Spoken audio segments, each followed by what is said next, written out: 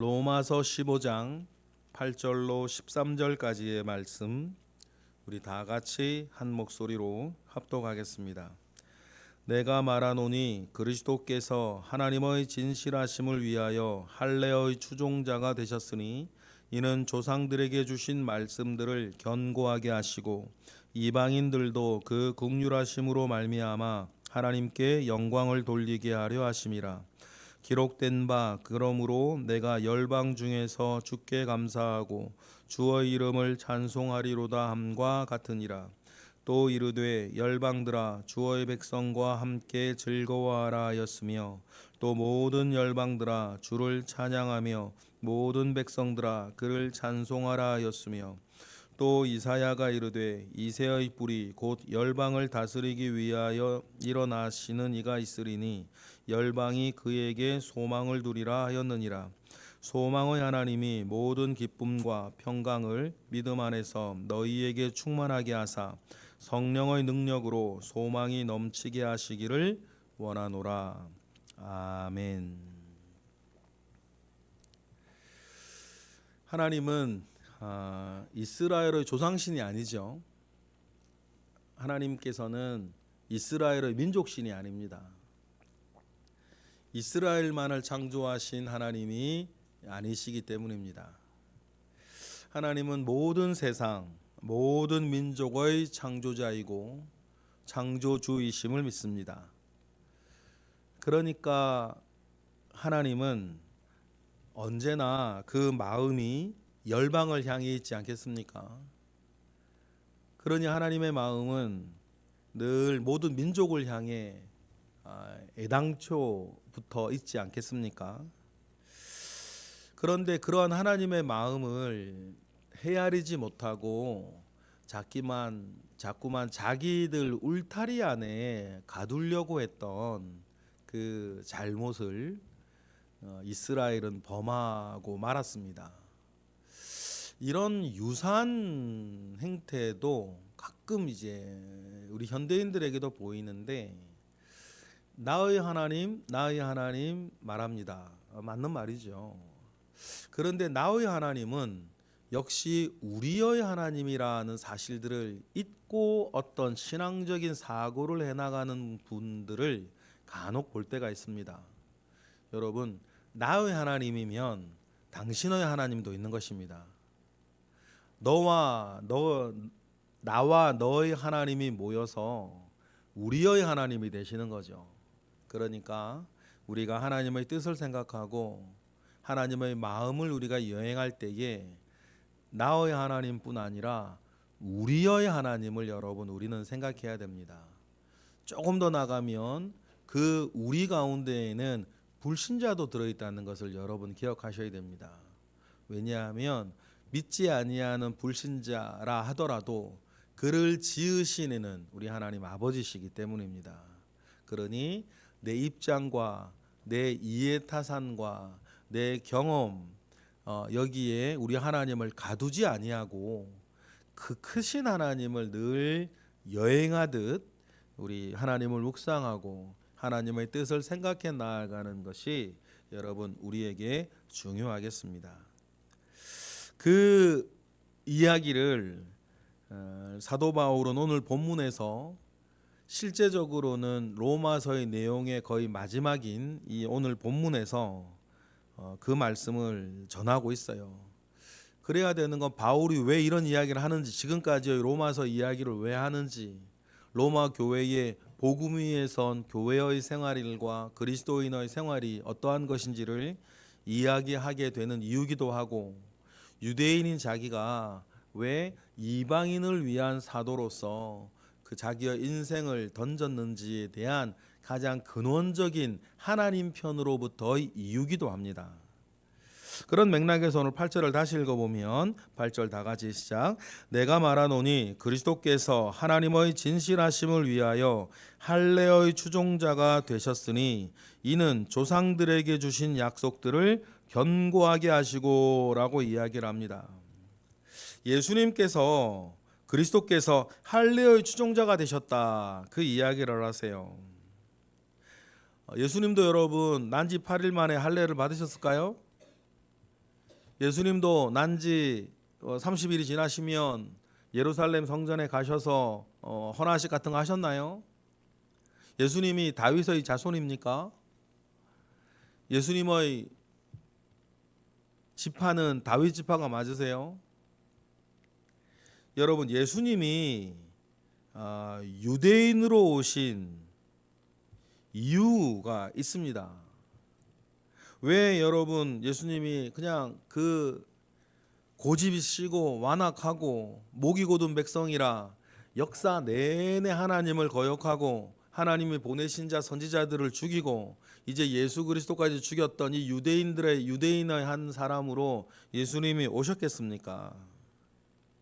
예수님이 유대인으로 오신 이유를 오늘 본문에서 바울은 한 가지 이유를 말해요. 뭐를 위해서라 그럽니까? 하나님의 진실하심을 위해서다.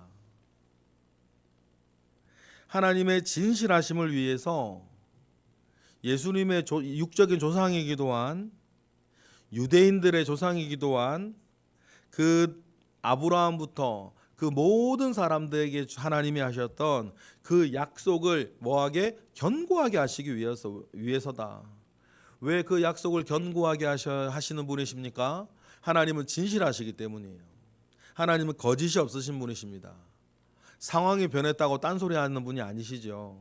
그때는 그렇고 지금은 아니라고 말씀하시는 분이 아니에요. 그러니 하나님께서 최초 아브라함을 불러 너는 열방의 아버지가 되라고 하셨고 모든 민족에 복이 될 것이라고 말씀하신 이래 모든 민족이 너로 말미암아 복을 받을 것이고 너를 축복하는 자는 축복을 받고 너를 저주하는 자는 저주를 받을 것이라고 말씀하신 이래 하나님은 언제나 한 길을 가셨어요. 구약에 우리가 알고 있는 지식을 여러분 이 시간 잠시 들춰보아도 하나님은 언제나 한 길을 가신 것 아닙니까? 거기에 자꾸 딴짓을 하고 딴 얘기를 한 건 언제나 사람들이었고 유대인들이었다. 그러니 하나님께서 상황이 변했다고 니들이 그럴 줄 몰랐다고 주님은 딴소리하지 아니하시고 다른 이야기하지 아니하시는 우리 그 하나님의 진실하심 그 일들을 위해 약속을 흔들지 않고 약속을 깨지 않고 약속을 견고하게 약속을 성취하시고 완전히 이루시기 위해서 예수님도 어떻게 오셨다? 할례의 추종자 유대인으로 오셨다라는 것입니다. 그런데 여기뿐이겠냐? 그 하나님의 마음과 이 복음을 유대인들은 자기들의 혈통의 틀에 아니면 율법의 틀에 자꾸 가두려고 하는데 하나님의 마음은 유대인의 울타리 속에 계실 뿐이 아니고 하나님은 언제나 모든 민족과 열방의 창조주요 아버지로서 언제나 모든 민족을 향해 있었다.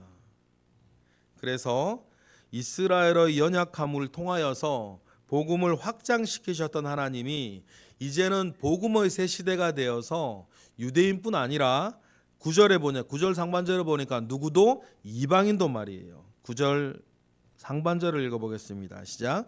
이방인들도 그 국률하심으로 말미암아 하나님께 영광을 돌리게 하려 하심이라. 할례의 추종자로 오셨던 예수님이 이제는 이방인들에게도 자신의 국률하심으로 하나님께 영광을 돌리게 주께로 돌아오는 복음 가운데 돌아오는 약속 안에 편입되어지는 그런 일들을 이제 행하셨다. 유대인이나 그렇다면 여러분 이방인이나 그들의 존재 목적은 역시 하나다. 뭡니까? 하나님께 영광을 돌리기 위해서다. 여러분 우리가 내가 왜 존재하는가? 내가 왜 사는가? 여러분 그 이유는 하나, 하나님의 영광을 위해서다 라고 하는 이 한 문장이요 확실히 다가와야 돼요.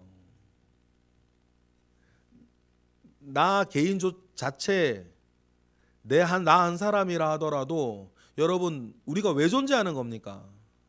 우리가 왜 사는 거죠? 그것을 한마디로 이야기하면 하나님의 영광을 위해서다.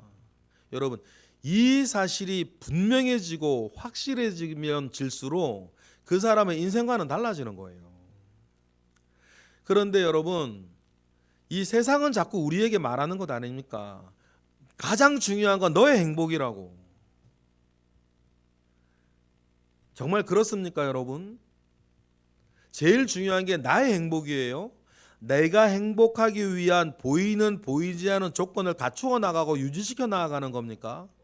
여러분, 절대 그렇지 않습니다. 우리의 존재 목적은 유대인이나 이방인이나 하나님께 영광을 돌리기 위해서다. 내가 살아가는 모든 것으로. 이 사실이 여러분 명료해지면 명료해질수록 우리 인생은 단순해지고 인생은 거룩해지고 인생은 행복해지는 거예요. 그런데 모든 관심사가 하나님의 영광이 아니라 나의 성공과 나의 행복으로 수렴되고 있으니까 여러분, 그게 됩니까? 안 되는 거지. 세상에서 유능하고 재능이 있어서 세상에서 막 성공하여서 성공 가도를 달린다 하더라도 여러분, 이 땅에서 개인의 행복은 안 되게 돼 있어요. 왜요? 늙어 죽을 거니까 결국엔. 이걸 명심하셔야 돼요. 은퇴해야 되는 것 아닙니까? 건강이 나빠지는 것 아닙니까? 결국에 죽을 것 아닙니까?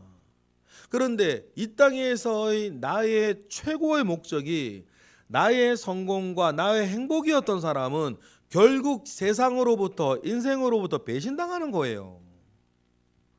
조금만 생각하면 끝이 명명백백한데 여러분, 그렇다면 우리는 무엇을 위해 살고 무엇을 위해 존재하는가? 오직 한 가지, 나의 아버지, 나의 창조주 하나님의 영광을 위해서다.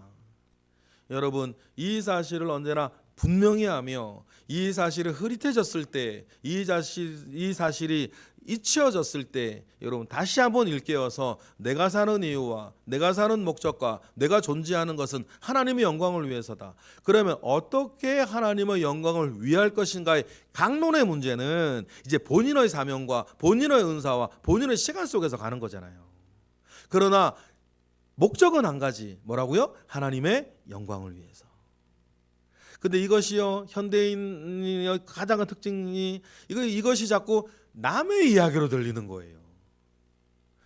남의 이야기로 들려요. 그리고는 실패가 뻔한 이야기로 자꾸만 집중하고 있으니까 사는 문제가 해결이 안 돼요. 죽는 문제가 해결이 안 돼요. 자기의 존재 이유를 알 수가 없어요. 여러분, 우리의 총론은 하나님의 영광을 위해서, 이걸 이루어 나가기 위한 강론은 개인의 문제 아닙니까? 그러나 한 가지 목적은 분명하다. 이 사실도 유대인들만 그런 게 아니라 하나님의 긍휼하심 가운데 늘 하나님의 마음은 모든 민족이, 모든 열방이 이렇게 하나님의 영광을 위하는 자리로 돌아오게 하는 것이 하나님의 마음이었다. 그래서 사도 바울도 이방인을 위한 사도로 자기의 인생을 던져내었던 것이다. 그 이야기를 하는 거죠. 9절 하반절부터 12절 또로 연결되어지고 있는 모든 구절에서 여러분 두 가지로 읽어졌어요. 열방과 모두 민족 아닙니까? 그들이 존재하고 살아가는 목적도 그들도 하나님의 영광을 위해서 살게 하기 위해서였다. 9절 하반절을 읽어보면 기록된 바 시작. 기록된 바 그러므로 내가 열방 중에서 주께 감사하고 주의 이름을 찬송하리라 함과 같으니라, 이 말인 거죠. 10절도 마찬가지입니다. 시작. 또 이르되 열방들아 주의 백성과 함께 즐거워하라 하였으며. 열방들아 주의 백성, 여기서 유대인이겠죠.